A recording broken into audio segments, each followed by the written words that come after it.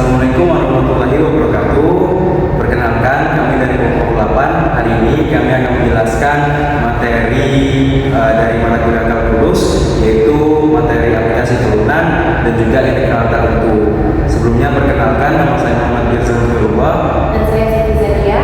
Saya akan mengampu materi aplikasi turunan dan saya integral tertentu. Untuk selanjutnya kita bisa masuk ke video utama.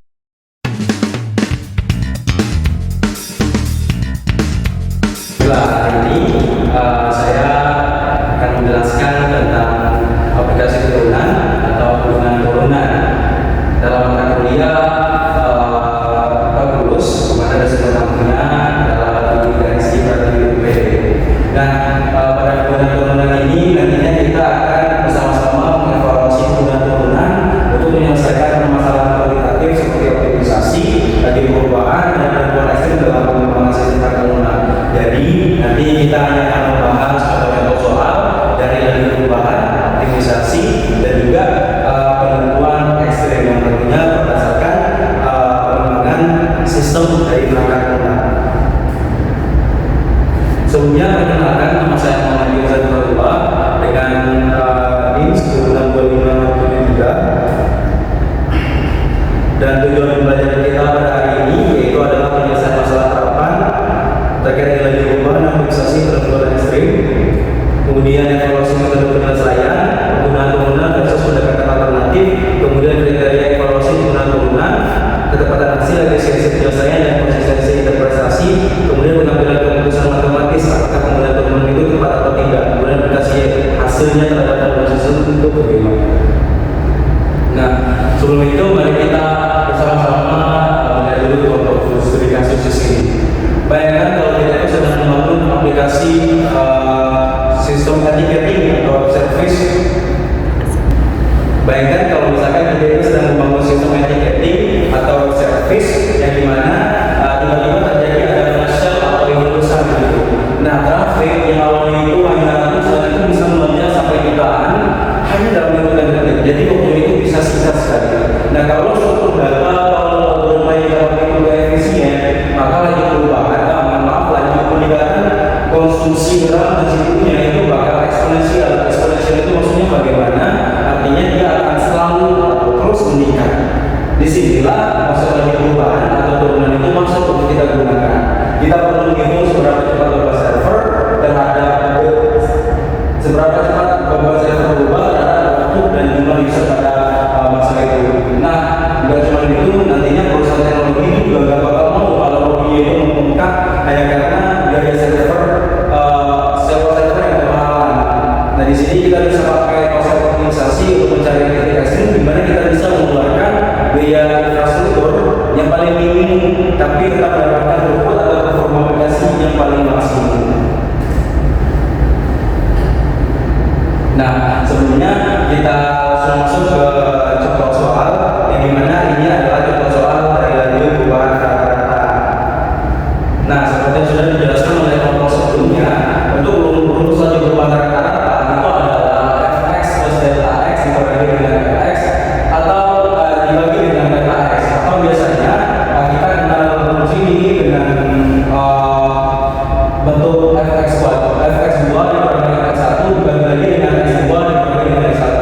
Ini variabel di dalam f ini bisa saja berubah seperti dalam bentuk t, a, atau huruf lainnya, simbol-simbol lainnya tergantung mengikuti contoh soal yang diberikan. Dari sini kita menggunakan t, di mana diberikan satu studi kasus atau permasalahan yang harus diselesaikan. Lara adalah salah satu developer yang sedang mengelola database bagian PDB untuk sistem ticketing. Dan saat tujuan tiket flash itu dibuka, akumulasi volume data load yang masuk ke server dalam megabytes itu didefinisikan sebagai fungsi ft sama dengan c kuadrat plus t per 5, di mana ft itu adalah total data dan t di dalam ft itu adalah waktu dalam satuan detik gitu. Nah, di sini kita diberikan perintah untuk menghitung laju perubahan rata-rata akumulasi data yang masuk antara detik ke-5 sampai dengan detik ke-10. Dan jika kapasitas dengan database itu hanya 20 MB per detik, maka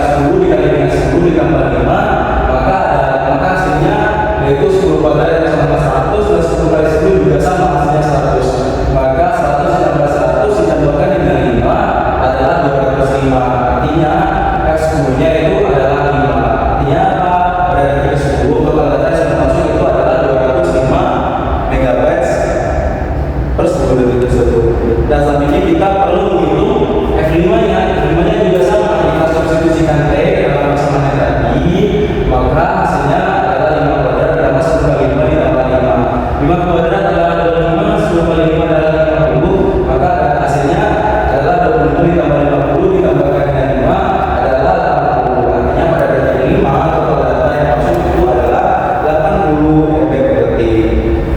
Nah, kemudian kita cari selisih data yang masuk itu berapa detik, pada interval berapa. Nah, kita gunakan rumus S10 dikurangi dengan F5, yaitu S10 tadi adalah 205 MB dan F5 tadi adalah 80, maka hasilnya adalah 205 dikurangi 80 yaitu 125. Artinya pada selama 5 detik tadi ternyata data berapa itu sebesar 125 MB dan selisih waktunya itu adalah 5 detik, di mana pada detik 5 sampai dengan detik 10. Nah, selanjutnya kita perlu menghitung per detiknya gitu. Bagi menghitung per detiknya di mana selama 5 detik itu berapa rata-rata pertambahan datanya dalam MBPS, yaitu 125 dibagi dengan 125 dibagi dengan 5, di mana 125 ini adalah selisih datanya, kemudian dari interval 5 ke 10, kemudian yang 5 ini dapat didapatkan dari yang selisih waktunya tadi ya, itu 5 detik, sehingga 125 dibagi dengan 5 adalah 25. Artinya apa? Artinya rata-rata setiap data database itu menerima tambahan data sebesar 25 MB per detik. Nah, kemudian kita masuk soal tadi kan memberikan info ternyata kemampuan memori itu hanya bisa menerima data sebesar 20 MB per detik, sedangkan data masuk dari interval dari rata-rata tadi ya, rata-rata depan itu adalah 25 MB per detik. Artinya kita perlu bandingkan 20 dibandingkan dengan 25 ini. 25 itu lebih besar daripada 20. Artinya data itu dapat menunjukkan daripada kemampuan sistem dalam menanganinya. Dan kemudian implikasinya apa? Implikasinya yaitu akhirnya data itu bisa menumpuk gitu, karena server hanya mampu menangani 20 MB per detik, maka sisa datanya itu akan mengantre. Nah, kemudian sistem juga bisa menjadi lebih lambat, kemudian bisa terjadi risiko paling akhir yaitu crash. Karena jika terus berlangsung maka akan naik, CPU-nya juga bakal tinggi, biasanya juga bakal penuh, server bisa overload dan bahkan down. Nah, kemudian tadi perubahan rata-rata selesai, kita masuk ke perubahan sesaat. Tadi perubahan sesaat itu dirumuskan dengan lim H menuju 0 fx plus H dikurangi dengan fx dibagi dengan H menuju 0. Apa maksudnya? H menuju 0 ini adalah karena perubahan yang terjadi itu sangat kecil gitu, bahkan mendekati 0, maka nanti hal ini nanti akan berkaitan sama hal yang ada di bawah ini untuk menyelesaikan soal secara lebih efisien. Nah, sebagai salah satu developer yang sedang mengevaluasi performa aplikasi semacam ini, dia ialah mendeteksi adanya indikasi memori leak pada background server pemrosesan data berdasarkan menganalisis lalu akumulasi konsumsi memori RAM dalam memori RAM yaitu M dalam megabyte setelah di service berjalan selama X detik dapat dimodelkan dengan fungsi kontinu X sama dengan 3X kuadrat plus 5X plus 64. Nah, tentukan fungsi lagi komponen memori sesaat aksen X secara analitis menggunakan limit definisi turunan dengan aksen X sama dengan lim H menuju 0 MX plus K dikurangi MX plus A dibagi H. Kemudian kita juga harus menghitung lagi perubahan memori sesaat pada detik keempat, artinya X sama dengan X nya sama dengan 4. Kemudian juga kebijakan untuk sekali menambah server baru apabila ada kenaikan memori melebihi 20 MB per detik, apakah dari 4 sistem harus melakukan sekali ini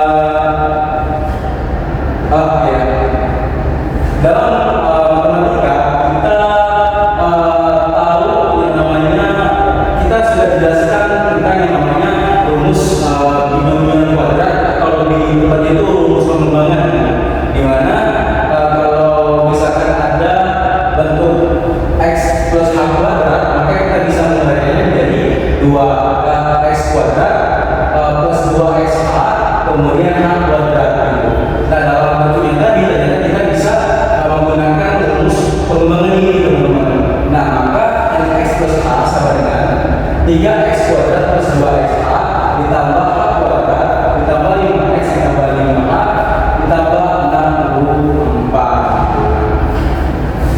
Kalau sudah begini kita kalikan 3 ke dalam, maka bagian yang ini persamaan ini bisa kita kalikan 3 dengan persamaan ini 3x kuadrat plus 6x H plus 3h kuadrat ditambah 5x plus 5h plus 64. Dan kita masuk ke substitusi rumus-rumusnya tadi. M aksen X lim H menuju 0, Mx plus H dibagi dengan Mx dibagi dengan H. Kita sudah dapat tadi ya Mx plus H nya ini berapa, sedangkan Mx nya tadi itu adalah persamaan awalnya. Jadi Mx plus H itu adalah 3x kuadrat sama dengan 6x H ditambah 3h kuadrat ditambah 5x ditambah 5h ditambah 64 dikurangi dengan 3x kuadrat ditambah 5x ditambah 64. Nah, di sini ternyata kita menemukan suku-suku yang sama, yang dimana 3x kuadrat itu bisa kita hilangkan, kemudian 5x di sini juga ada kita hilangkan, 64 di sini juga ada kita bisa hilangkan. Artinya nanti yang tersisa adalah 6x H plus 3h plus 3h kuadrat plus 5x plus 5h. Jadi dibagi dengan H. Nah kemudian kita masuk ke pemfaktoran H. Untuk pemfaktoran H ini maksudnya kita perlu untuk menghilangkan si H ini. Oke. Nah untuk menyederhanakan perhitungan kita selanjutnya, 6x di sini teman-teman bisa langsung menghilangkan melalui pemfaktoran. Nah, pemfaktoran itu gimana? Jadi H di dalam bagian atas ini bisa kita tarik keluar semua ya, bisa kita tarik keluar semua, dan ini akan menjadi H sama H dikalikan dengan X plus 3H. Karena 3H kuadrat ini hanya yang satu, maka sisa 1, 3H ditambah dengan 5. Nah, H-nya nanti di bawah ini bisa kita coba langsung dengan H yang bagian depannya, sehingga nanti akan menyisakan ini bentuknya seperti ini teman-teman. Nah, hal ini bisa kita coret, sisanya adalah 6x plus 3h plus 5 gitu.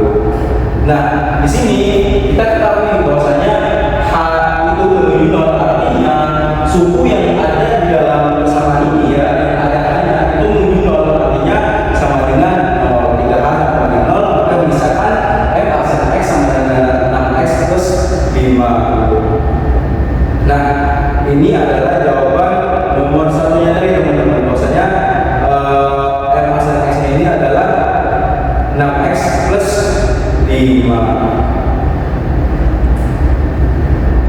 Nah, kita masuk ke penghitungan laju pertemuan memorinya. Tadi kan kita ketahui ya bahwasanya X-nya itu adalah 4. Jadi kita substitusikan nilai 4 ini ke dalam persamaan yang kita dapat tadi, hasil penggunaan yang tadi.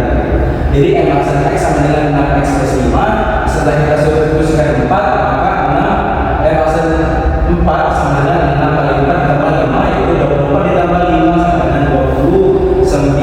Jadi jawaban nomor 2 itu adalah 29, di mana kalau kenaikan memori pada detik 4 itu adalah 29 MB per detik. Nah, tadi kan di bagian perintah nomor 3 kita ditanyakan apakah sistem itu perlu melakukan sekali atau tidak gitu. Dengan syarat sistem itu akan melakukan atau sekali kalau laju perubahan memorinya itu di atas 25 MB per detik. Maka kita bagikan hasil 29 tadi dibagikan dengan 25, maka hasilnya adalah lebih gitu. Artinya sistem itu harus melakukan sekali karena pada detik keempat laju kenaikan memori itu mencapai 29 MB melebihi kapasitas 25 MB per detik.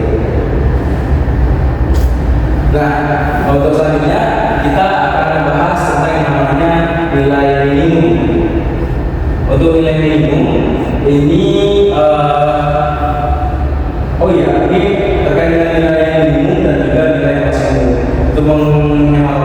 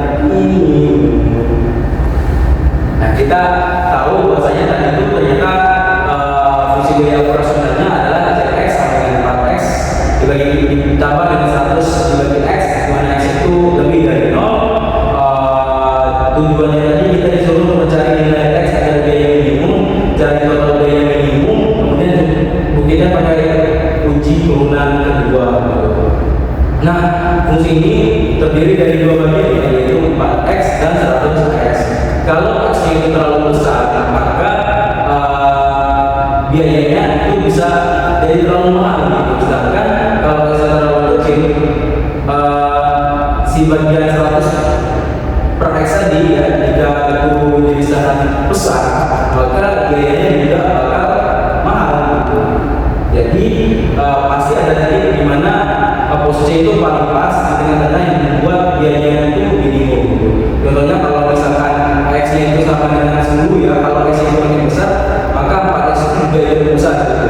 Contohnya itu kayak misalkan x-nya sampai 10, maka 4x itu 4 kali 10 adalah 40. Kemudian kalau makin besar lagi, x sampai 100, maka 4x itu bisa jadi 400 gitu. Jadi wajar kalau dibilang kalau x itu terlalu besar, karena biayanya bisa naik sampai tergantung dengan besaran dari x itu sendiri. Nah, sedangkan bagian 100 x ini, kalau misalkan dia semakin kecil si x ini, maka hasil yang didapatkan itu bisa semakin besar. Bayangkan kalau misalkan x itu adalah 1, berarti 100 dari 1 itu adalah 100. Kemudian kalau x ini semakin kecil sampai dengan 0,1, maka 100 bagi 0,1 adalah 1000. Jadi kalau x itu terlalu kecil ya, bagian ini juga bisa jadi lebih mahal gitu. Artinya biayanya juga bakal bisa jadi meledak. Nah, kita cari dulu turunan pertamanya. Turunan pertamanya tadi kan 4x plus 100x. Kita ubah dulu untuk pecahannya menjadi 4x ditambah 100x min 1. Karena 100x di sini, 100x di sini, x ini kan x1 ya. Karena itu x1 kalau kita ubah dalam bentuk biasanya ya, maka akan naik x-nya ini ke samping sebelah kanan, maka hasilnya adalah x1, x min 1. Jadi ini adalah bentuk yang sama dari yang saja kita ubah dari bentuknya. Nah, kemudian kita cari turunan dari persamaan ini. Turunan dari 4x itu adalah 4, karena x min 1 ini faktanya itu sudah dibagi dengan 1, x dan 0, maka sisa 4. Kemudian untuk 100 min 1 artinya turunannya itu dikurangi dengan 1. Min 1 dikali 100 adalah min 100, x nya min 1 dikurangi dengan min 2, dan min 1 juga gitu. Maka hasilnya adalah min juga, artinya nanti dia akan membentuk min 100 x min 2 gitu. Nah, kita ubah lagi bentuknya adalah persamaan yang sebelumnya, maka x sama dengan 4 dikurangi 100 dibagi dengan x kuadratnya. Contohnya kayak gini, kalau misalkan di sininya itu min, kalau misalkan kita ubah dia bisa jadi positif di bagian bawah dari bentuk atau struktur tersebut. Nah, kemudian langkah kedua itu kita cari titik kritisnya. Agar biaya minimum atau maksimum, maka kita harus mendefinisikan persamaan itu sama dengan 0 gitu. Tadi kan kita tahu ya bahwa rumus yang kita dapatkan tadi adalah 4 sama 100 plus x kuadrat sama dengan 0. Kita perlu mencari titik kritisnya tadi. Di sini kita membahas tentang minimum. Kemudian kita kalikan di sini. Jadi di sini x kuadrat dikali dengan, sebenarnya di sini kita menggunakan teknik aljabar, di mana kita perlu menggunakan si x kuadratnya ini. Artinya nanti x kuadratnya sini kita kalikan juga di sini dengan x kuadrat, maka ini hilang sisa 100. Sedangkan ini juga bisa, sedangkan ini bagian sisi ini juga perlu kita kalikan dengan x kuadrat. Jadi hasilnya akan 4x kuadrat sama dengan 100. Kemudian kita perlu mendapatkan nilai x-nya. Di mana mendapatkan nilai x-nya kita perlu menghilangkan 4 di sini. Artinya kita kalikan 4 di sini, kemudian kita kalikan, kita bagi 4 di sini, kemudian kita bagi juga 4 di sebelah sini. Jadi nanti 4 ini bakal hilang, angka 100 ini akan dibagi dengan 4, maka adalah 25. Di mana kita mendapatkan persamaan baru yaitu x kuadrat sama dengan 25, maka kita tarik si kuadratnya ini ke samping, nanti dia bisa berubah menjadi akar 25, yaitu adalah 5. Nah, kita masuk ke biaya ketiga untuk mencari biaya minimum. Kan kita sudah mendapatkan nilai tadi dari hasilnya titik kritis itu adalah 5 ya. Jadi kita tinggal substitusikan saja nilai 5 adalah persamaan yang awal tadi, di mana di sini 4 kali 5 ditambah 100 dibagi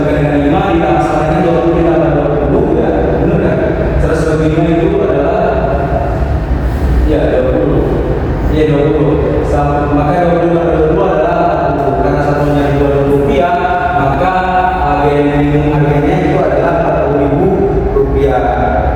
Nah, kemudian uji turunan kedua ini sebenarnya membuktikan bahwa titik tadi apakah benar-benar minimum atau enggak. Turunan pertamanya itu adalah CX sama dengan 4 dikurangi dengan 100x, ini ada x kuadrat. Ini adalah bentuk turunan keduanya tadi. Maka kita turunkan lagi C akse turunan kedua. C turunan kedua sama dengan 200 dibagikan dengan x pangkat 3. Oh iya, ini kan karena diturunin maka pasti tempat ini hilang. Misalkan ini tadi kita ubah dulu 100 di min 100 x pangkat min 2 gitu. Karena dia ini min, sedangkan pangkatnya ini juga min, maka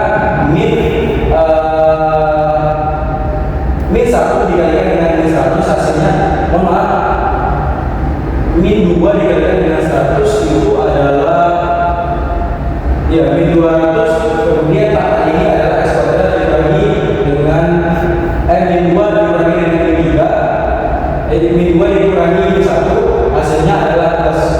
Jadi nanti hasilnya akan plus juga, maka 200 dibagikan dengan x 3, x pangkat 3.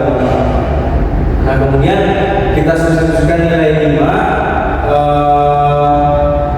ke dalam persamaan dalam turunan kedua ini, maka C turunan kedua sama dengan 5 itu 200 per 5 pangkat 3, 200 per 125 sama dengan 1,6. Nah, karena C aksesnya kedua yaitu 5 ini lebih dari 0 ya, 1,6 ini, maka ini benar-benar disebut sebagai nilai minimum begitu. Ya, karena syarat minimum itu dia C aksesnya itu harus lebih dari 0. Nah, selanjutnya kita masuk ke nilai yang maksimum. Untuk nilai maksimum ini kita menggunakan contoh studi kasus yang mirip-mirip. Dalam pengembangan aplikasi Smart TV, kamu menggunakan layanan Compute Engine untuk memproses atau pemantauannya secara detail. Biaya operasional C dalam Rp2 sama tergantung pada jumlah Compute unit X yang diaktifkan. Fungsi biaya tersebut dirumuskan sebagai CX sama dengan 4X ditambah 100 per X, di mana X itu lebih dari 0. Maka berapa jumlah Compute unit X yang harus dijalankan agar biaya operasional itu mencapai X minimum, berapa total biaya minimum harian yang harus dibayarkan. Kemudian kita secara otomatis menggunakan di turunan kedua bahwa hasil tersebut adalah nilai minimum. Nah, di sini terdapat pendekatan alternatifnya. Kita bakal tahu itu kalau misalkan datanya itu display seperti ini yang tidak terlalu banyak, kita bisa langsung menghitung nilai X itu dibandingkan dengan nilai X. Tapi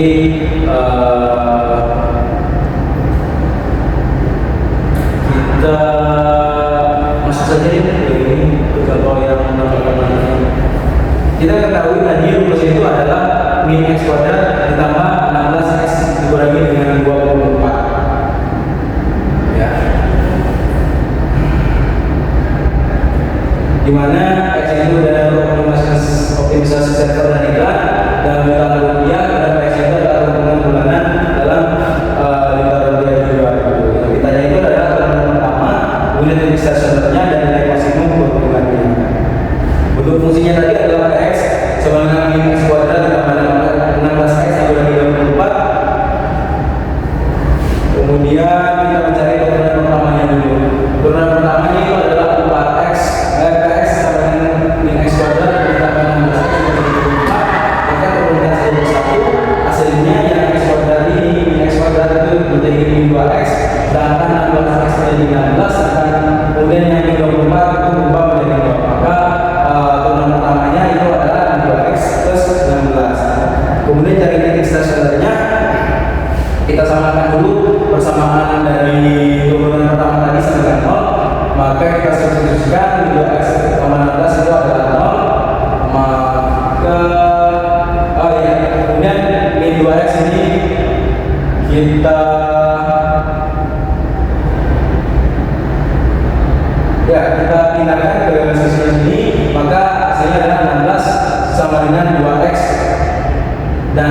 X sama dengan 8. Karena 6 karena tidak benar dari sini. Nah, adanya titik stasiunnya itu adalah 8. Perusahaan itu harus mengalokasikan 8 juta rupiah. Kemudian kita cari nilai yang maksimumnya. Nilai maksimumnya itu adalah nilai 8 sama dengan min 8 kuadrat ditambah 16. Kalau nilai 8 dikurangi dengan 24, dimana 8 ini didapatkan dari yang titik stasiun yang tadi ya. Maka kita hitung min 64 ditambah 124 dikurangi 128 dikurangi 24 itu adalah 40. Jadi nilai maksimum keuntungannya itu adalah 40 juta rupiah. Tuh, apakah ini benar-benar nilai maksimum? Kita lihat dulu. Maka kita turunkan lagi turun pertama yaitu adalah 2x tambah 16, maka hasilnya adalah 2. Artinya ini benar-benar nilai maksimum karena dia kurang dari 0.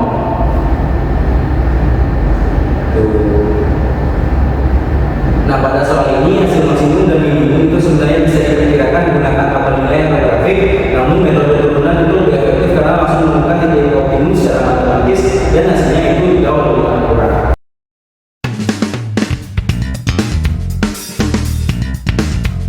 Oke, saya akan membawakan 3 materi. Yang pertama yaitu apa sih makna sebenarnya dari integral tertentu? Dalam matematika, integral tak tentu memiliki definisi formal sebagai operasi inverse kebalikan dari diferensial turunan. Nama lain dari integral tertentu adalah anti turunan. Ketika kita mengintegralkan suatu fungsi, kita melakukan konsep akumulasi kontinu. Artinya, kita mengumpulkan nilai-nilai perubahan yang sangat kecil yang terjadi secara terus-menerus pada suatu variabel untuk menyusun kembali fungsi asal yang memuat total nilai tersebut. 2. Materi turunan dan integral. Notasi integral dan rumus integral tertentu. Integral merupakan kebalikan turunan atau disebut anti turunan. Oke, hubungannya jika fungsi f besar fx kita turunkan, hasilnya adalah fx kecil. Turunan fx besar bisa kita turunkan jadi fx kecil, terus bisa kita balikan, bisa turunan kita balikan ke anti turunan jadi fx kecil jadi anti turunan ke fx besar plus c. Oke, kita alih ke soal aja jadi mudah. Kita masuk ke formula dasar integral tak tentu. Contoh 4x pangkat 5 dx sama dengan 4 per 6. Loh, 6-nya dari mana? Dari x. 5 di x ini ada nilai 1, jadi 5 ditambah 1. 4 per 6. 4 per 6 ini dapat dari 5 per 1, jadi 6. X 6 plus c. Kenapa ada c? Karena ini tuh integral. Kita taruh cos kata. Lalu kita satu contoh soal tentang integral tak tentu.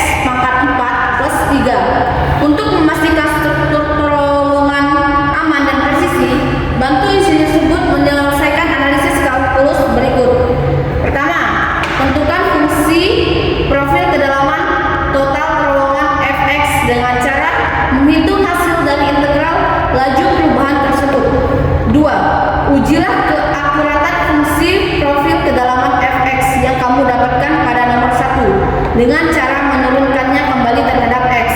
3. Apakah hasil akhir dari proses turunan tersebut membuatmu kembali ke fungsi laju awal? Jelaskan hubungan antara kedua operasi matematika ini. Oke, saya mempunyai satu soal tentang hubungan turunan dan integral. Fx sama dengan 10x pangkat 4 plus 3. Kita cari integralnya dulu. 10. Seperti yang saya katakan di soal sebelumnya, nilai x mempunyai nilai 1, jadi 4 plus 1 sama dengan 5. Kita lihat sini 5, jadi 10 per 5 x pangkat 5 plus 3x plus c. Lalu kita hitung hasil integralnya. 10 dibagi 5 sama dengan 2x pangkat 5 plus 3x plus c. Hasil integralnya.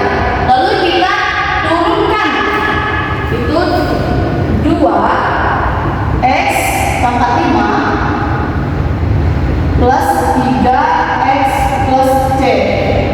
Kita turunkan 2 dibagi 5, hasilnya adalah 10. Di arti turunan, x memiliki nilai min 1. Jadi 5 dikurangi min 1, hasilnya adalah 4. Jadi hasilnya x pangkat 4 plus 3.